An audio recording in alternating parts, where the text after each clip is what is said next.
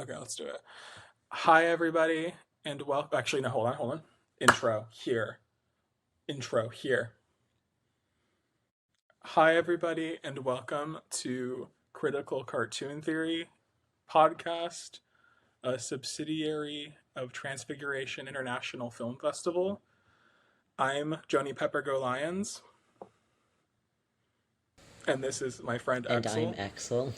EXYL. Yes, I'm EXYL. And we do Transfiguration International Film Festival, among other things. Basically, nobody asked for this, and I just wanted to do it.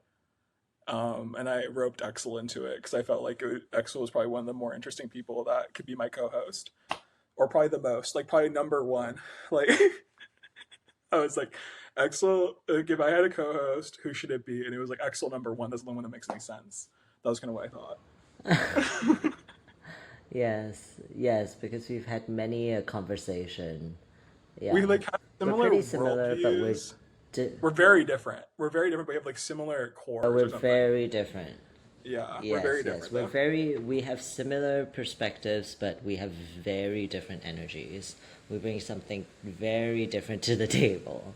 But you want that in a co-host. You want like a Tweedledee Tweedledum kind of situation. You want to get like somebody who's not the same as you.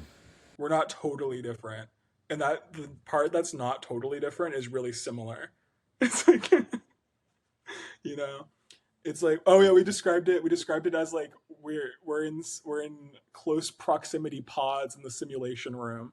So like in the simulation, in the simulation that we're all in, Exel and I got put in pods that were next to each other. I wanted to start a podcast about how I hate slash love animation and how I mostly hate it. Um, I was thinking about just how there's like a lot of things that just make me really mad, and also like things that I think are really problematic and evil about animation culture, and like the way that things are kind of just every aspect, every aspect of it really makes me angry. And I was like, I want to talk about it, especially with Exel, who I think has the same similar gripes as me. But also, I do love a lot of things, and mostly it's like people, it's like films or whatever. Like the reason I'm around still and why I care so much is because there's things to love. Also, if it was just all things that I hated, then why should I do it? But the reason is because there's really amazing people when you look, and there's really amazing films when you look, and it's but there is just so much nonsense, total nonsense from hell. Yeah, And I thought yeah, this Axel a is perfect true. person to talk about it with. I also love and hate a lot of animation. I didn't grow up watching cartoons. I came to it late in life. Um, I really love a lot of films. It like totally like derailed my life path because I watched one and I was like, I gotta spend the rest of my life making this stupid shit. Um, and it like totally derailed my original life plan. Um, but What was I that? Can think you say what that a your lot original of life it, plan was? my original life plan was to go to college, get a civil service job, get married, get a HDB, settle down, be good, and now I'm evil. So that's how that turned out. Because I watched animation, because I started watching animation. Um, but I think that I also have a lot of parts of animation that I really enjoy and love and feel like is really powerful and has the potential to affect a lot of people. But there's a lot of it that I'm like, what is going on? Like, why do we keep doing this? Um, yeah. So I'm coming from. So I think that both Joni and I are coming at it from a perspective of people who are not in industry. We are not in it. We're like looking at it. We sometimes interface with it. We talk to people who are in it, but we're not in the animation industry. We're like thinking about what students are making, what people who sit in their bedrooms are making. We're like thinking about what an individual can do with an iPad or with one down shooter. We're like on the we're like on the edge. We're like the industry is like in the corner of our eye. Um, so I that's the legit like specific. I make sure that I don't see anything that's happening in the industry. I like make sure that like there's all this scaffolding so that I never have anything cross into my field of vision that has anything to do with like animation industry. I'm like, don't show me anything. I don't care. Yeah. Yes. So yeah, so that's this perspective that we're coming from. So if you hate that kind of shit, maybe don't watch, or maybe do, um, and um, I have always been an animation person since I was like a baby. Like it's just always what I cared about. I think having like a really early exposure to like anime was a big thing for me, and then like um like being obsessed with like newspaper comic strips. And like I remember I like I was really into VeggieTales. Well, not into VeggieTales, but I was like I don't know if Axel doesn't really understand VeggieTales, I think, because Axel grew up in Singapore. But basically VeggieTales was like this really, it's like this Christian CGI animation, and it was distributed via DVDs basically, and they would and VHS tapes. It was like it was like actually independent. It was an independent studio, especially for a majority of its early days. And basically, they would have these I've behind the seen a scenes little bit of featurettes. VeggieTales. Oh, Yeah, you have? Okay. I've like definitely Well, seen it. I've seen like clips of it. Yeah. they would have these behind the scenes featurettes on the DVDs, and so I would watch them obsessively. And my goal, since I was a child, like 5 or 6 or 6 or 7, was to work for VeggieTales. I was like, I have to work for VeggieTales when I grow up. That's gonna be like that's what I have to do. And so that's kind of like my origin story, is that I was gonna be first a newspaper cartoonist. I was gonna There was like this idea I had as a kid where I really hated this comic strip called Pearls Before Swine by Stephen Pastis or something. I hated this comic so much. And it was in the newspaper, and I would see it, and I'd go like, when I grow up, I'm gonna replace this one. I'm gonna get rid of. That's kind of like your whole life story. Your whole life story is like, I hate this thing. I hate this thing. I have to replace it. I have to replace it. Like literally, that's why Transfiguration started. Is because you looked at, yeah, you looked at all the animation festivals that were currently there, and you were like, oh my god, I have to replace it. I have to replace it.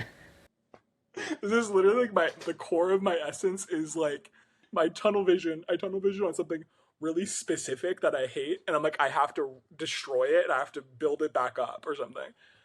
I have to say that your origin story as like somebody who wanted to be a cartoonist from a young age makes a lot of sense, because I was like in fine art all the way up until the age of like 18 or 19, like right before I was 20, I think. So I didn't develop like a sense of humor until I was 23. um, Well, you have like you're funny, which but you just like I don't think which you thought about channeling it into your work. But you're like a funny person. no, no, no. Yeah, but it's not channeled into my work at all. And I think that this makes a lot of sense when you see the kind of work that we're advocates for. So basically, I was like, I'm gonna make a show when I grow up. That was kind of what it turned into eventually. Was I'm gonna like go to Cal Arts. I'm gonna make a show. That's gonna be what I am. That's what I. So I worked really hard to like be that. I had like a pilot at like 18 years old as I first got. So I got into Cal Arts. I was going to Cal Arts and making a pilot at Frederator. And I just through those experiences, I realized that it really wasn't for me, and that it really wasn't like something that I didn't think that the industry was ethical. I didn't think the industry was interesting. I didn't think it was like, I think for me, I think even though I had those goals, I always thought of myself as an artist first. So it was like this problem of like, I have something to express, and I want to be able to like say something with my work. I don't want to just like make some like stupid whatever. So I sort of switched trajectories and was like, how do I be an independent filmmaker? How do I like sustain that type of lifestyle, if that makes sense? And that became my goal, and that's what I do now. And I've made a bunch of independent projects, mostly feature films. Um, Yeah, that's kind of what I do. How would you describe your yeah, how would you describe your early days My work influencing, yeah, your early days and how influencing it your work? leads into. I think that as a kid, like living in Singapore, you are. How do I describe this? I think that people in Singapore are extremely earnest. Like everybody's trying to look for meaning. Everybody's like me and my friends, we have this joke where like, oh, everyone in Singapore is trying to 3D print a third space, which is like true. Like every single person in Singapore is like trying to do community oriented events. It's like trying to make a third space. It's like trying to do some shit like that. And I think that growing up in that kind of environment made me incredibly earnest. And so, of course, one of the only sources of meaning in a hugely pragmatic world where none of it really appealed to me was religion. So as a like 18-year-old, I was going to church like 4 times a week. Um, and then eventually I was like, wait a second, I'm a lesbian, um, and I either have to be celibate my whole life or I have to give this up. And I was not going to be celibate my whole life, so then I gave it up. So I think that my work is mostly about, unfortunately, it's really, really earnest, which sometimes I have a hard time with because it's hard to be earnest and not cringe. Um, but it's really, really earnest, and I have a hard time making any work that isn't about God. I think that all of my work at the core of it is about God. Um, and I started in fine art, so I was like drawing still life and shit. So I never had a cartoon background. I didn't start drawing digitally until way later in life. Most of my work is analog. I use charcoal, I use paint, I do stop motion. Very little of it exists in the digital realm. Yeah, Yeah, Excel. that's my spiel. Yeah, I saw Excel's work first because of programming for Slam Dance. They made a film called Acid Green that I became obsessed with, and I was like so impressed. I was like, this is like the best thing ever, and I kind of forgot about it after. And but then I think randomly Excel saw that I was like looking for people to help me do Transfiguration, and then they emailed me, and I honestly was not responding to a lot of emails, and then for some reason I felt really compelled to answer Excel's, even though I didn't make the connection that it was Excel who made Acid Green until we were on Zoom talking about Transfiguration and like doing it in Providence, and then and then I was like, wait, you made Acid Green? And I it was like a kind of it was kind of like it was serendipitous, and then I think the experience of doing it with you was really amazing, and I feel like we were really kind of gelling on very like crucial elements of doing it, including like our Yeah, worldviews and stuff. And then you got deployed yeah. to Singapore, so I was like, okay, we're gonna do it in Singapore then, and we got matching tattoos, and then we Yeah. did it in Singapore, Oh and then yes, we did oh get yeah, matching tattoos. Um, uh, and then yeah, so I it's like I do. think we Yeah, yeah we sort of met randomly, but I feel like it was like because we're like in the we're next to each other in the pods. It was like okay, yes. It it was was like we like had to meet at some point. But yeah I do think that like the good thing about the fact that animation world is so small is that we would have met eventually. Because I was keeping tabs on you since you started Transfiguration. I was keeping okay, so this is funny because I actually didn't know about you growing up, even though you're kind of like a big deal in the animation world, and all of my friends knew about you because I wasn't tapped in. I just wasn't tapped into it. So then I went to Ottawa one year, and you were the jury member then, and they were holding a retrospective of your work. Um, and I remember being there and like seeing like stills of your work and being like, ugh, it's another one of those like, it's another one of those like, um, films that I don't care about. It's like one of those things that I can't relate to, and that's not in my realm of stuff that I care to watch. But then eventually, over time, I saw that you were doing Transfiguration first, and I was like, "This is cool. Like this is actually cool. I like what this is about," and that You're made me really go curating and my work though. actually watch your films. You were showing my work though at like your little screenings at your little in your Oh, little that's Providence true. I screenings. was, I was. So I think you had seen Yes, it at but some that was, point. I think, after. Yeah, yeah, yeah. I think that eventually, I forget exactly how, but I watched like a film that you made, like from start to finish. And I was like, wait a second, this is actually awesome. Like, this is actually taking a lot of the things that are charming and delightful about cartoons and stripping away all of the nonsense bullshit that I don't care about. Um, and it makes it actually like it's great. It's a great story. Like it's something that I can actually get behind, which I was really I yeah, which I was really shocked by because I again never watch cartoons.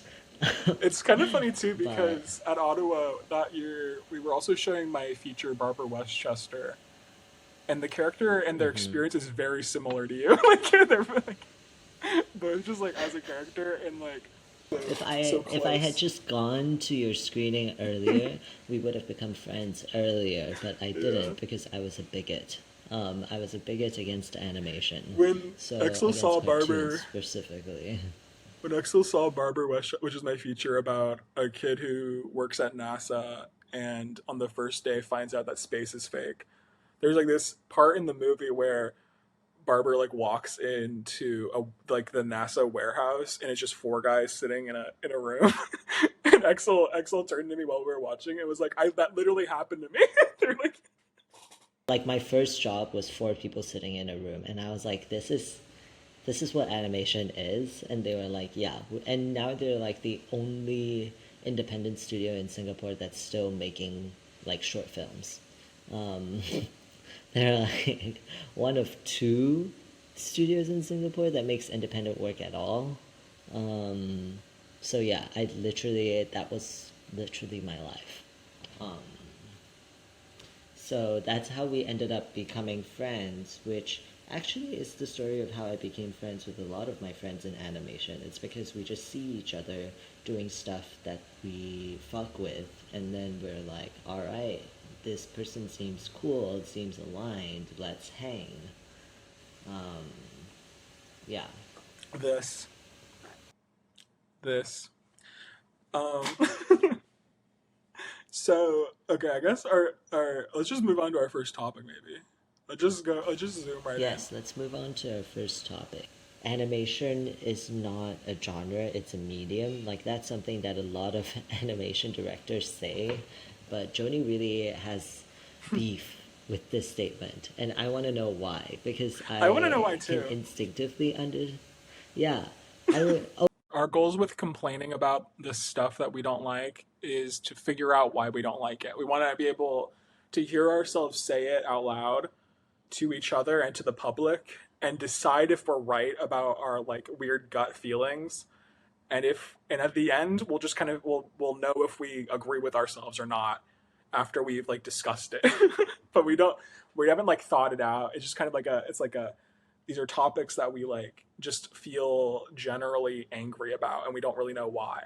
So I thought this topic was a good starting point because it's one that I have always just been so every time I hear it, it's like Brad Bird or someone, and they're like on the stage at the Oscars, and they're like, animation's not a genre, it's a medium. You can do anything you want with it, and I'm like, who are you talking to? Like, who do you think you're like hearing? Like, who do you think is hearing you? Because for me, I'm like, I can't imagine like winning anyone over by being a nerd. Do you know what I mean? It's so pedantic. It's so like, who do you think is gonna listen I to you right do. now? Yeah, I do know what you mean. And I'm like Googling. Okay, so what I'm Googling right now is definition of genre.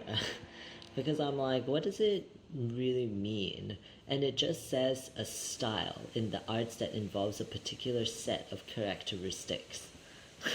That It's means literally what nothing. animation That animation literally is that. means It's like you can say that no. there's like Animation literally is that. I think there's like subgenres within animation, but I think animation is a genre. Like I think it's fine to say that. I think it's like I think there's no way like the guy who made Ratatouille and The Incredibles, right? It's like okay, those movies are different subgenres. He's like going like my movies can like stand up next to any like live action movie of this of you know what I mean? It's like that's the implication. The implication is like animation can like hold its weight next to like a live action film of the same subgenre or whatever, right?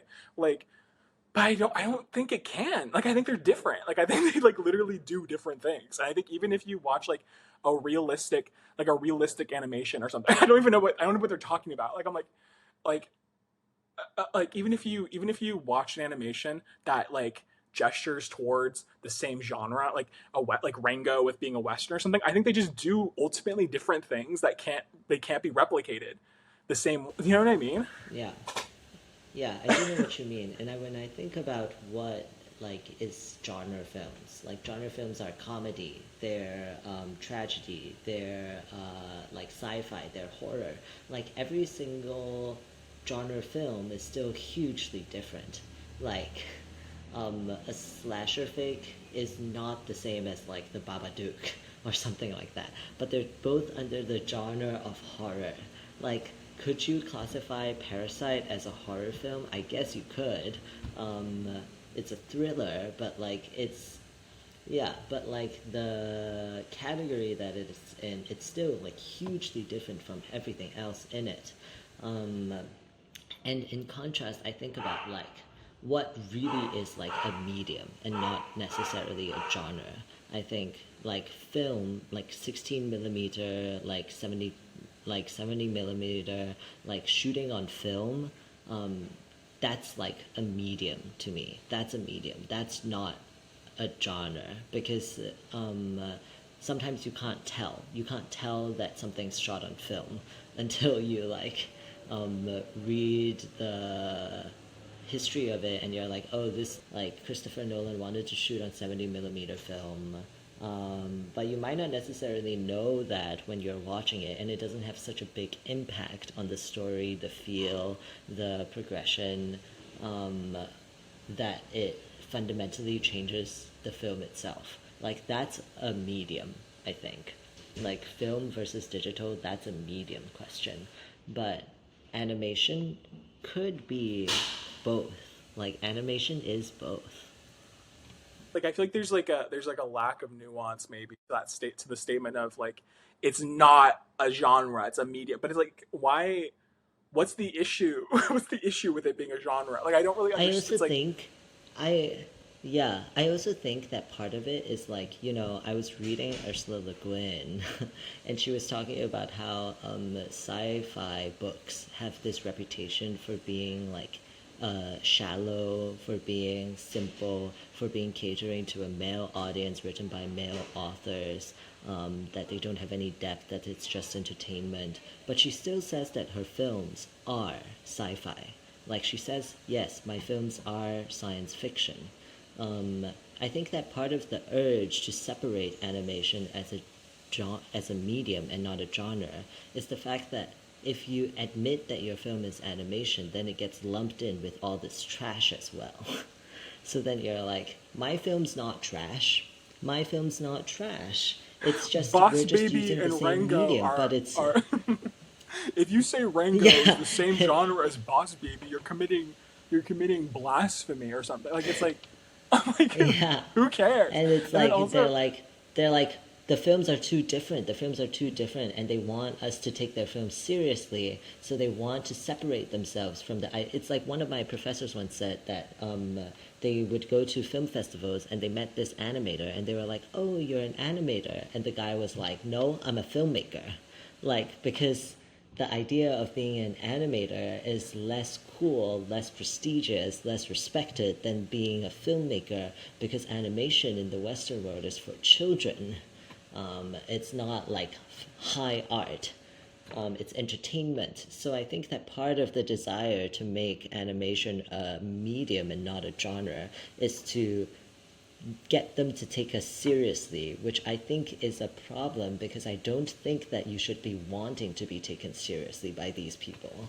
Yeah, it's like consider like it's like there's no consideration to like maybe people don't care.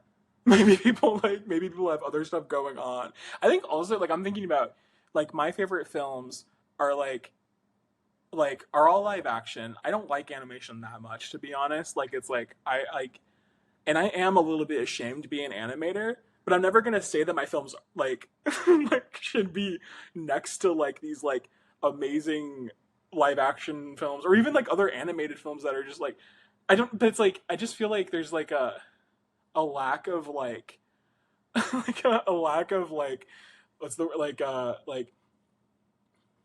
like looking at things for how they are. Do you know what I mean? Like I'm like okay, you're at the Oscars and you're showing like fucking like Toy Story 4 next to like I don't know, like like some prestige live action movie or whatever, right? Like it's like aren't you a little bit embarrassed? Like you should be. You should be a little embarrassed that you've spent your life doing this and it's like and you know like you're doing so much more work for so much less impact. Like you should feel a little embarrassed and like that's okay. It's a part of the territory of being an animator is being a little bit embarrassed because you're in this state of like arrested development. You know what I mean? Like you're like it's like it should come with the territory. You should like view yourself as slightly less good because it's like what you're doing is low key embarrassing. It's like guys who make like model trains. Like it's not the same as guys who make actual trains. And it doesn't have the same impact. I can still think it's cool that he does it. I can still go like, oh, that's cool that guy makes model trains. But I'm not gonna go like, oh, that's the same impact as making a real train. But I disagree with that. I don't feel that way. Like, I don't. Like, I. Maybe this is like a me thing because I, like, think that just. I, like, don't take live action that seriously either.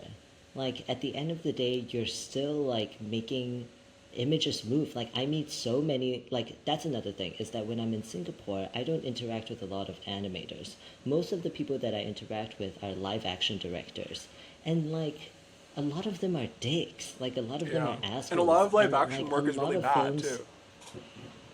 and a lot of live action work is really bad. And like a lot of people who make live action have like egos that I just don't respect, that I just can't get behind, believe in their like directorial vision in a way that I think totally erases the work of all the other people on their team. Or they make work and they're like, this is what this film is about. And I'm like, have you psychoanalyzed yourself? Do you see what you're making right now? Like, I think that it's not that I take animation so seriously. I'm like, this is it. This is the most amazing thing in the world. But I just don't take live action that seriously either. Yeah. Like, I think that's how you're I feel just too. making, I think that's how I feel too. yeah. It's just like I don't know I'm if it's like, like if it's even if it doesn't even make any sense to like be comparing them first of all because it's like quality is quality, right? Like it's like either the work speaks for itself or it doesn't. I think that's yeah, that's the other it's like I think that's the other thing is that I don't necessarily think like I think oh this is the other thing. Sorry. Okay, this is kind of a little bit of a tangent, but it's sort of like I don't think that the work of animation in and of itself is worthy of respect if that makes sense. Like I don't think that like working really hard equals your film is good or that I should respect you. So it's kind of like it's like that's the implication of every time someone says this is that you should respect all animation because all of it is hard and it's not a genre, it's a medium. You know, it's like I don't think that like that makes any sense. Like I don't think it's like I think it's like either the film is good or it's bad or it's subjective. Like you know, it's not even that if it's good it's bad. It's like either I like it or I don't or you like it or you don't. And it's like it's just it's so like it's so nebulous to try to control the way that people think about it. Do you know what I mean? It's like so embarrassing to like get up on stage and go like everyone listen to me, you're wrong. Like it's like Like there's wars in the world. It's like we live in a world where where war is happening every day, and Yeah, you're yeah. like And I think, animation's a yeah, genre, and I not think a that, genre. yeah, like I have to say that, like, I think that it's not that animation people should be embarrassed. Like, I don't think that I am embarrassed, and I don't think that I ever will be. I think maybe because I didn't come from that background of like understanding animation as something made for children or something that's in an arrested state of development. But I think that like I think that acknowledging the fact that some people are gonna hate your film, like some people are just gonna brush it off and be like, "This is stupid. This is like not what real life is. This is not." And the same can be true for live action. Like, I don't know. I think that yeah, I think that I take animation really seriously, and I think that I always will because I came into it as an adult um, with my eyes open. But I constantly meet people who are in an arrested state of development because they're hung up on animation, because they like only watch Adventure Time or something like that. Um, yeah, I but think like I think I also take it seriously. This is the other thing. Is like I take it seriously. I think I feel similarly to you, what you just said. But I think when I hear people trying to justify it in this way, in this like sort of like pedantic way, it makes me immediately want to reject it. That's sort of my the way that I'm built for some reason, the way that my like the way that I'm a fire sign, right? I'm like kind of like I'm like I hear something kind of like pedantic and stupid, and I go like, no, fuck you, all animation's bad. And it's not even that I think that. Like I don't think I love animation. I do tons of it. I'm like I love it, whatever. And I'm like, but I hear someone say that, and I go like, how dare you? yeah, I know. Yeah, it's really, and it like makes all of us look bad. Like, that's not the point. Like, you should take animation seriously, but not because it's a fucking medium. Like, shut the what? No. It's because some animations are really fucking good. Like, some animation is so good. It's more about like art, right? Like it's like I love art. Like it's not even like that I love animation. It's that I love good art, and there's a lot of animation that is good art. Do you know? It's like that's just literally how it is.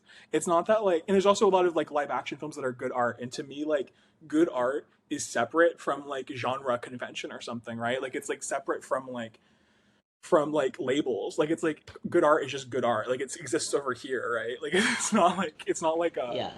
Like, it's not. yeah, yeah, I agree. I agree. I think that, yeah, I think that maybe this is a larger conversation about what good does it do us to have these categories for films when good art often crosses the boundaries of so many Yeah, categories.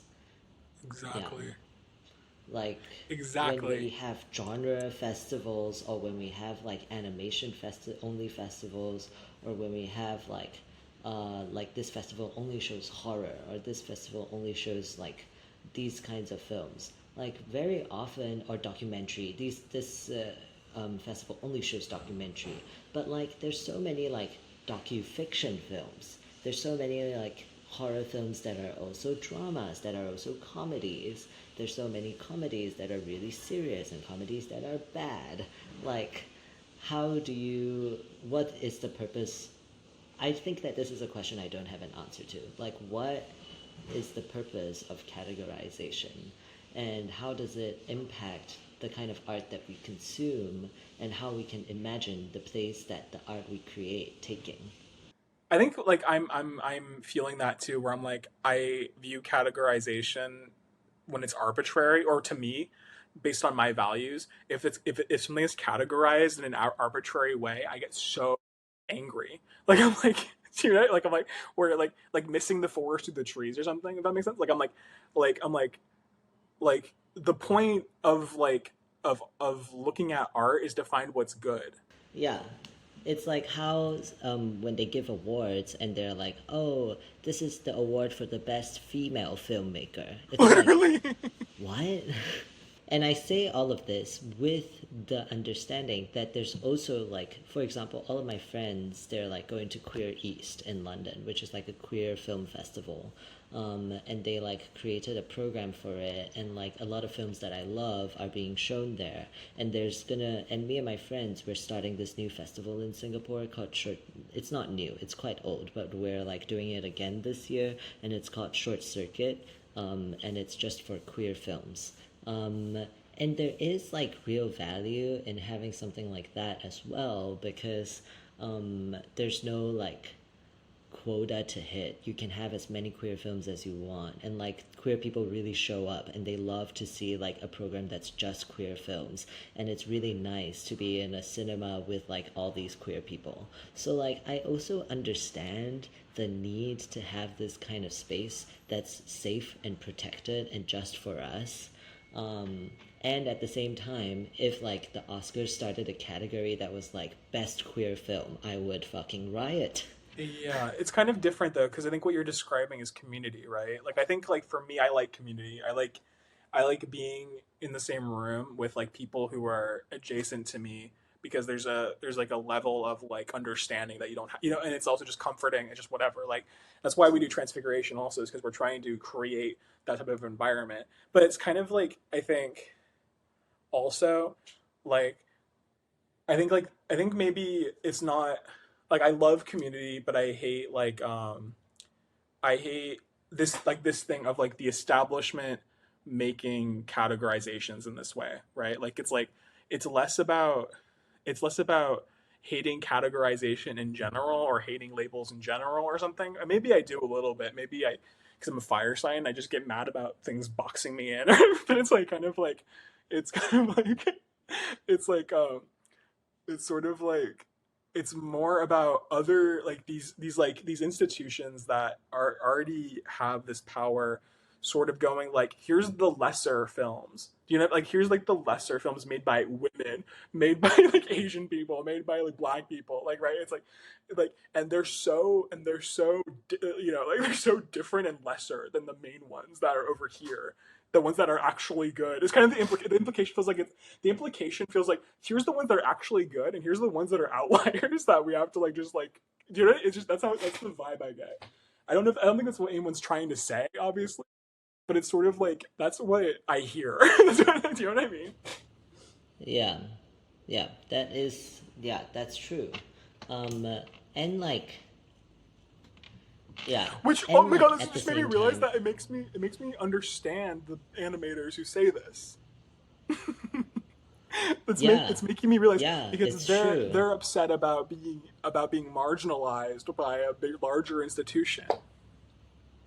They're upset Yeah, about like they're upset about the fact yeah. that they're being like separated because they're like, oh, this is the best animated film. Because it's true that animation always gets a category to itself. They're like, yeah, this is the best animated film.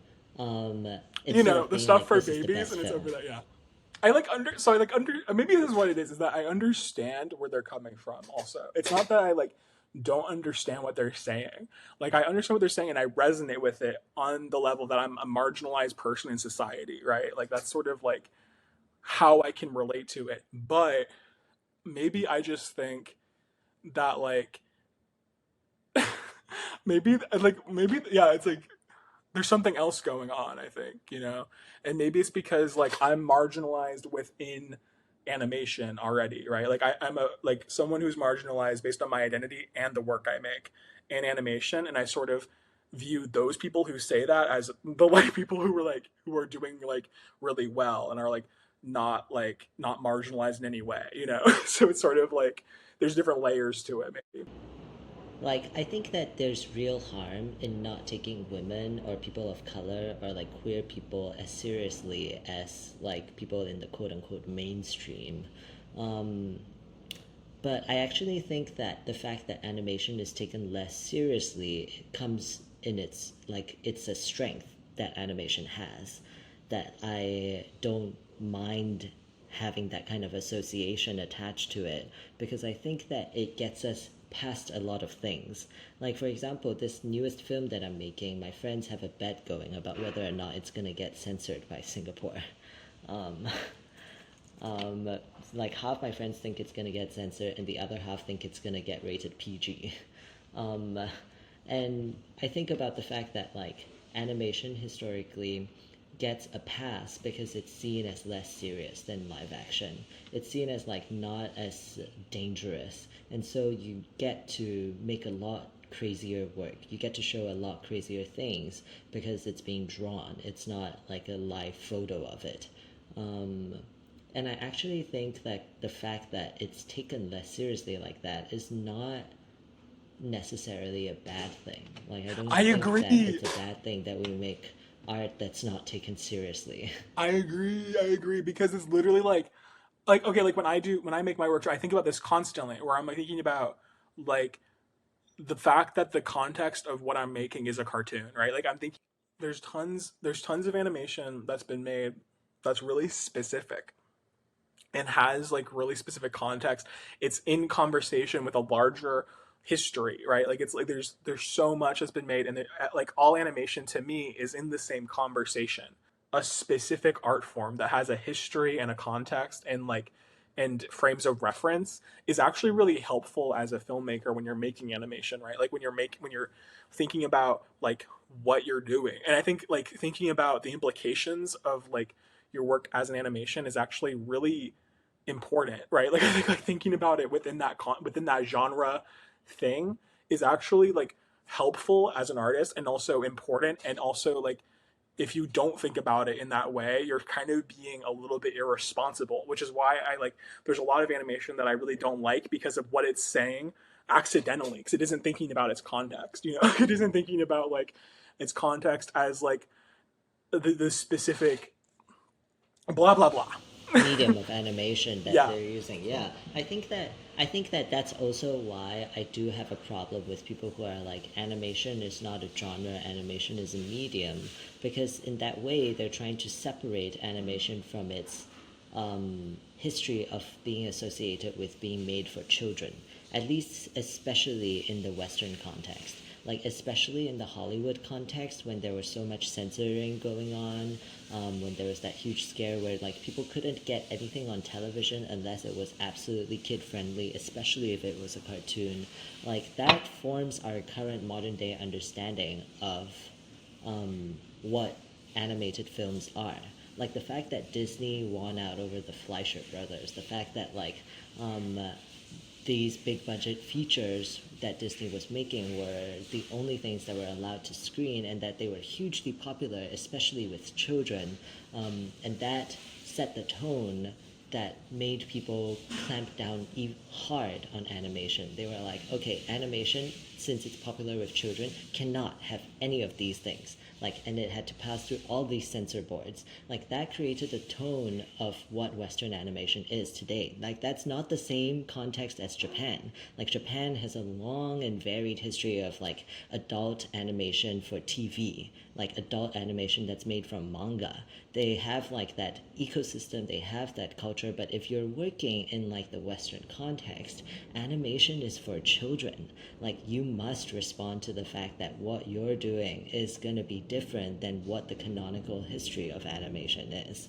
And therefore, saying that animation should be taken seriously as an adult medium is ignoring the fact that you're working in this context where animation in the Western context has been for children, and that's part of what makes what you're doing surprising and potentially shocking.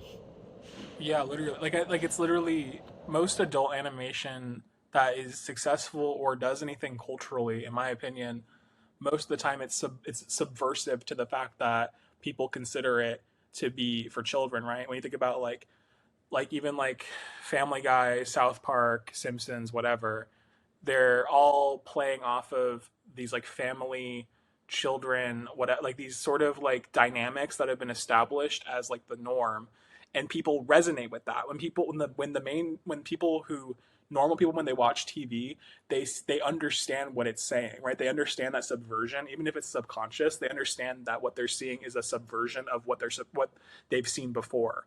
Do you know? And it's like that's like how like, or even like Has Been Hotel in a way, right? Like that's like something that's done really, or like, or Amazing Digital Circuit. These things that are like that the mainstream public is resonating with more. These are things that are made with like subversion of norm in mind, right? Like there's a reason, like why, like, and it's not that things need to be popular to be successful, but I'm just saying that like the act of subverting the norm of animation in an American context is something that people understand because there's literally, they just know it, they've seen it, right? Like they've seen, they know that they've seen this before. They know what you're making a joke about, you know. I think that maybe this is the point that people have when they put things into genres, into categories, into these tropes of tragedy, comedy, horror, sci fi. It's because each of these forms draws from a shared cultural lexicon. So then, when you subvert it or when you do something different from it, people who are familiar with that lexicon, people who are working in that same field, understand what you're doing. Like somebody who's not from that field might not have as deep of an understanding of what you're doing in the context of tragedy, comedy, like in the context of Asian film, like for example, recently there's this film in Singapore called Amoeba, and it's about this group of schoolgirls that try to become gangsters, like dialect gangsters, and it's won a bunch of awards internationally. But I feel like it falls flat in a lot of when we watch it as Singaporeans, for a lot of Singaporeans, because it doesn't draw authentically from the culture of dialect gangsterness. Like dialect gangster um, like representation just isn't there in the film. But you wouldn't know that unless you were tapped into that specific line of like if you weren't tapped into that specific like Singaporean context. So maybe that is the point of having these different genres is the fact that you will get people who know what you're talking about. Yeah, Yeah. and isn't that Um, don't we all just want to be isn't understood? that the Oh and no. isn't that the nuance of it all? Isn't that So we just want to be the understood, nuance of guys. Come yeah, on. yeah. Um, So I think like it's I also don't have a like, conclusion for that. yeah, I think like also like I don't actually care that much about this.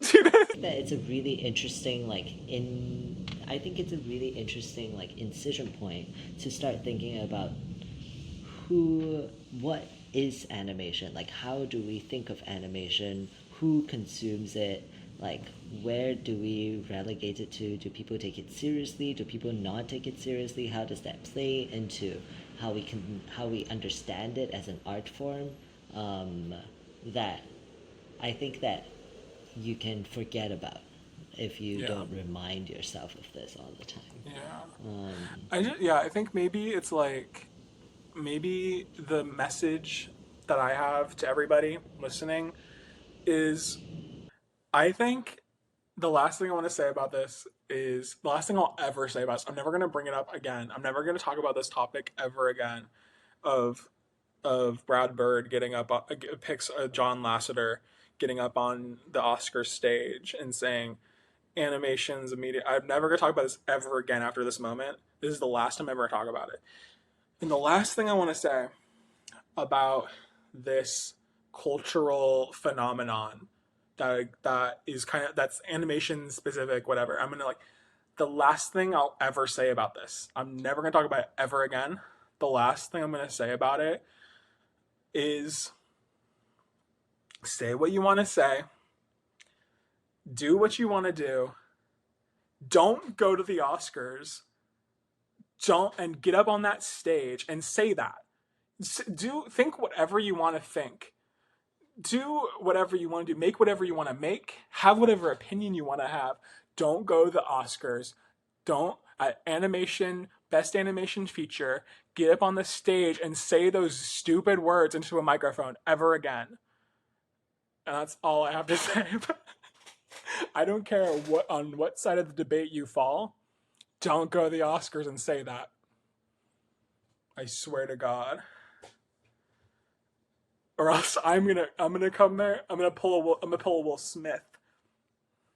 I'm gonna if I hear you saying that on the stage of the Oscars, I'm gonna march in there. I'm gonna actually. I think that's considered a terrorist attack, actually. So I'm actually not going to, but I'll be mad about it. Don't say that at the Oscars, okay? I promise All I right. won't say that at the Oscars. Thank you. Alright. Thank you very Okay. much. Well, in our remaining time, shall we talk about something that we really love? Yeah. Wait, how much more time do you have? You said. Shall we end? Like, how much I time do have you have? maybe 20 minutes. Okay. Okay. So 20 let's. minutes? Do you want to do Wan Wan? Since I feel like you're pretty excited about it I'm a generally. huge advocate. I'm Okay. a So huge today. advocate for Okay. Wan So I'll Wan. introduce Yeah. this. I'll introduce this. Everyone. So today we're gonna end by talking about a film that we really love.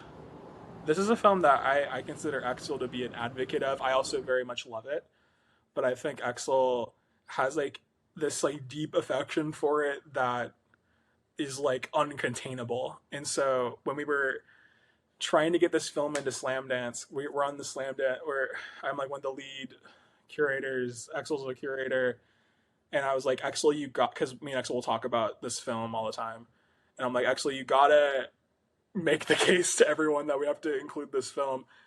And I think the response that it got in the room was like, I think someone said, I wish EXYL liked me as much as this film or something.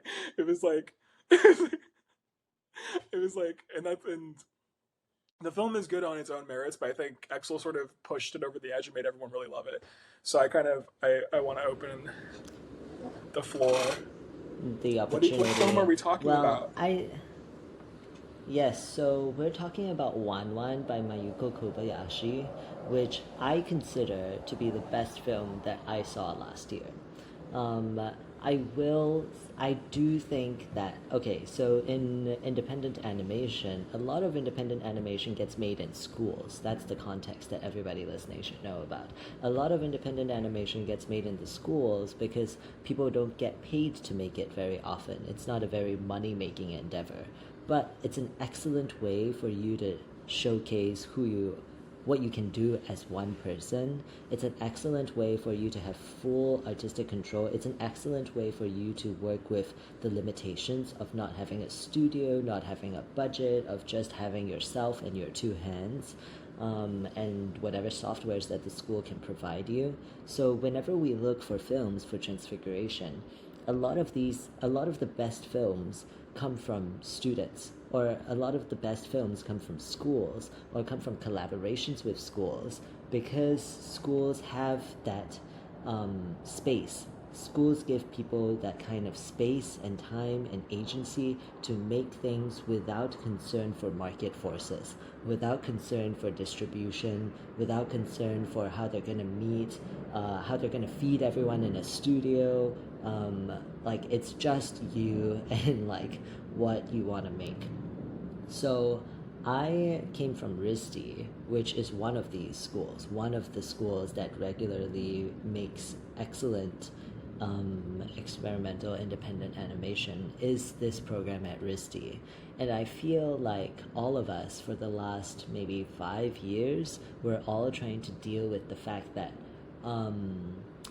so every school has kind of a signature. Like the schools in Estonia are going to be different than school in UK, are going to be different than a school in California, are going to be different than a school like RISD.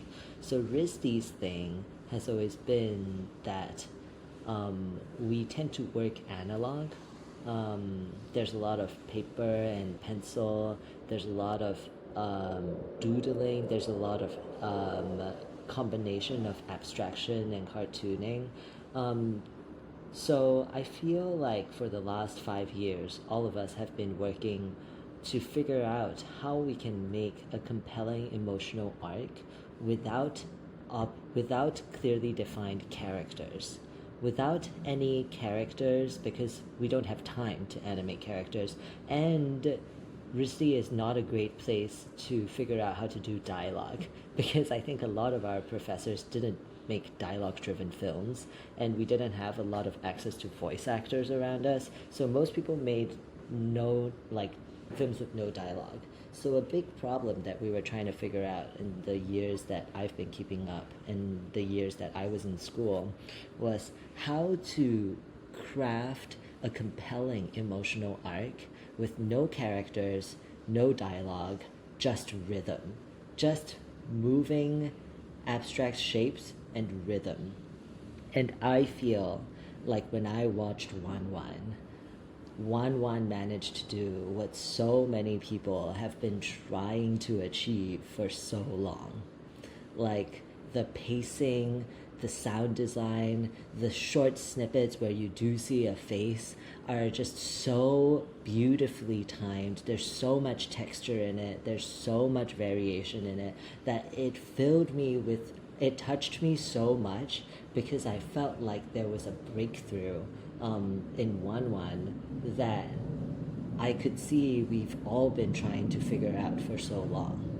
And I feel like sometimes in animation, but in any medium, somebody like changes the game.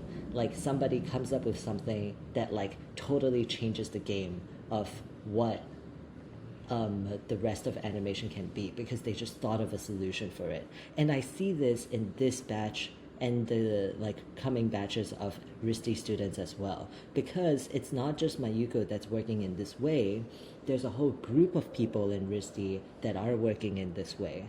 And I think that they developed that language together. So it just really, really touched me to see this because I don't think that they could have done this as any one person. But because they like followed my work and they followed the work before me and we all followed the work before us, and they encouraged each other and they were riffing off of one another, they managed to come to this moment of breakthrough.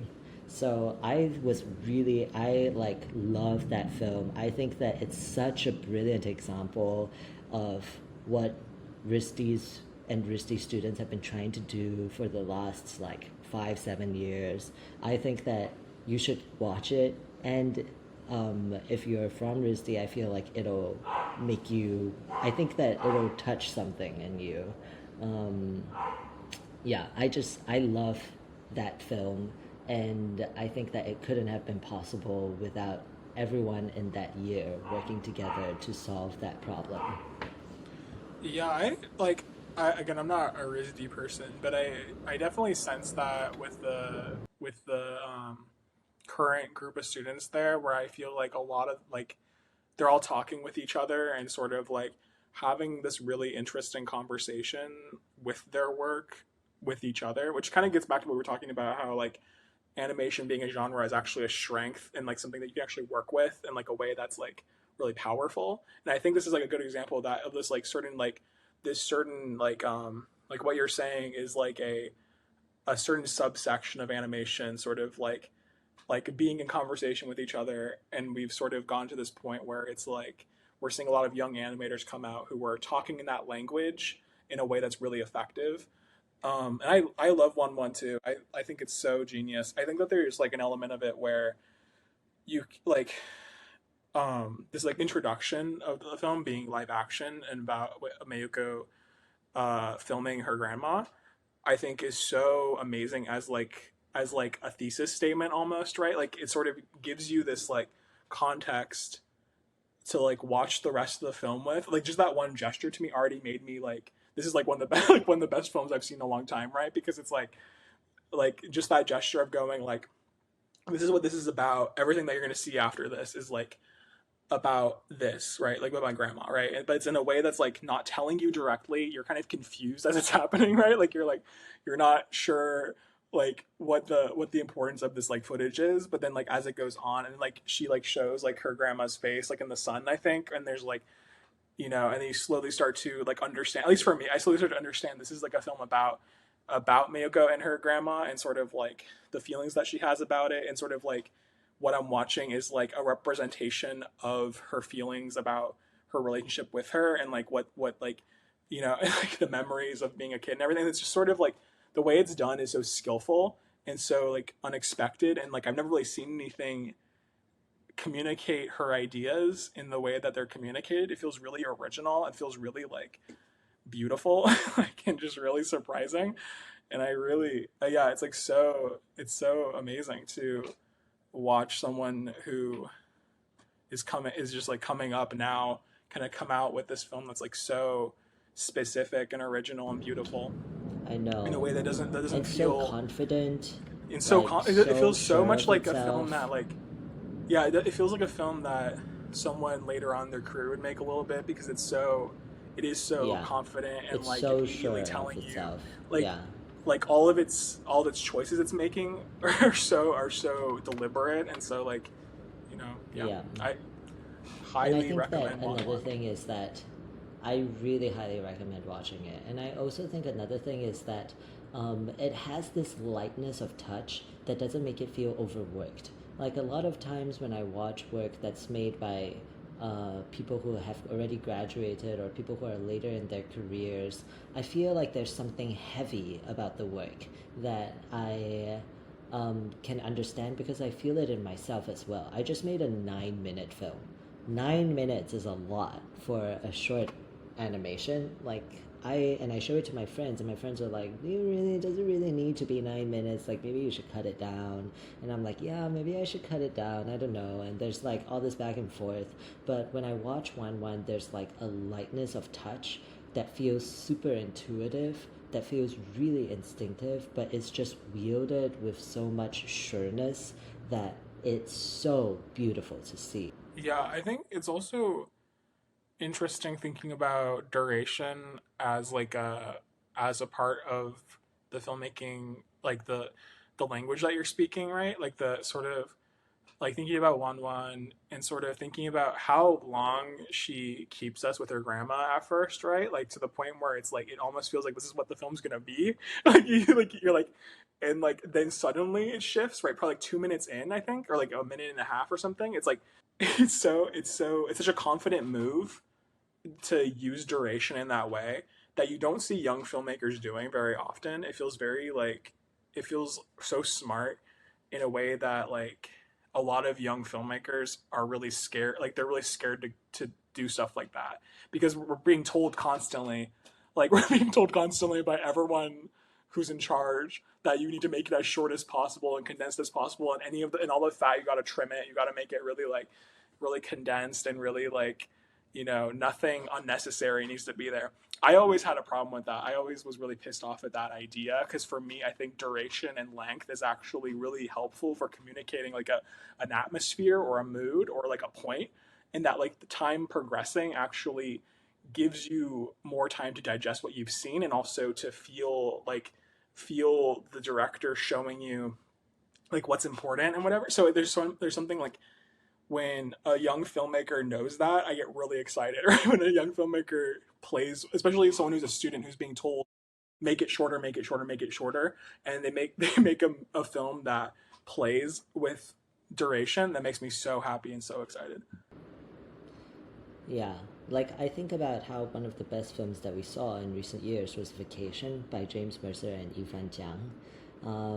And that's like a 28-minute behemoth. That's like a behemoth of a film, and so much of it you're just like panning across landscapes. You're panning across not even like fully rendered, just like half rendered landscapes. Um, but it works because of the durational aspect of it. Like it just keeps going, and you're never quite sure what's gonna happen next. It's kind You're of like, really this like a has to be simple the film. end, and then it's not. Yeah, It's kind of it's it's such actually a really yeah. it's It's actually really like simple, because when you it's think about it, it's just a punchline. It just kind of it's all working towards like literally like three or four punchlines that are just like really funny jokes. But the way that everything is communicated in that film is so stretched out. Like it's but it's like for I think people like us, I think that really lands. That like really I think for all the people and who it does don't, so yeah, well. Like yeah. it's so awesome. Like I really watch it and I'm like it's also a film about like Earth. It's about like nature. So I feel like the fact that it's stretched out to this like glacial timeline to where it feels like it's progressing on Earth's like the natural cycle of like the landscape that we're seeing, this ocean and this mountain and this sky, it works. It just makes you feel like you're in it. Yeah. But that's When I such a watch bold Vacation, choice to do. I forget about the other world. Like I forget that I live in I like start to like feel like I'm a part of Vacation. Like I feel like I'm there. Like I'm like because it's like it spends so much time like dialing you into that wavelength, and it's like in because it's like 30 minutes. You're like you literally like forget what it was like to live before Vacation at some point. Basically, everybody, you should watch Wan Wan, and you should love it. And if you don't, we're gonna have a real big problem. Okay, Yes. If so you I don't guess love it, don't, yeah. don't say anything. Reconsider. Yeah. Reconsider. Don't say First of all, anything. shut up, and Reconsider. second of all, Yes. reconsider. Blah, blah. Okay, we're done for today, everybody. But next time we're gonna talk about France and Stella Chen's film Bootstrapping for the Boobied. Okay? Any final words, Exel, before we go? Excited to talk about bootstrapping for the Boobied. It won an And award at France. Singapore Transfiguration. And Yeah. France. Excited to talk about France. We have a lot to say about Yeah. France.